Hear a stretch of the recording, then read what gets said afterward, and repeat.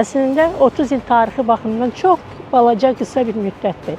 Amma bizim üçün bu 30 ildə gördüyümüz işlər, yəni Azərbaycan dövləti quruculuğu sahəsində görülən işlər çox böyükdür və çox önəmlidir.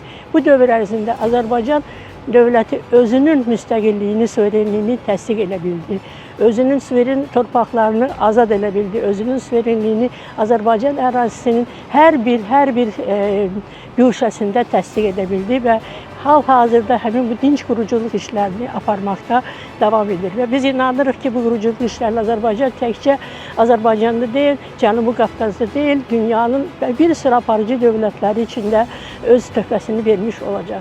Mən onu da qeyd etmək istəyirəm ki, heç də bu konstitusiyanın bir tarixi bir təqsis etmək istəyirdim. Yəni, orada heç də asan olmamışdı. Ulu Öndər Heydər Əliyev bu konstitusiyanın memarıdır, onun yaradılmasında, onun hazırlanmasında böyük rolu olub. Çünki o hər bir işə özü rəhbərlik edirdi, hər bir müzakirədə iştirak edirdi və son iclaslarda hansında ki, artıq bu layihə referenduma çıxarılmaq üçün təsdiq olunanda Milli Şurada artıq onun çıxışında bütün bu məqamlar öz əksini tapdı.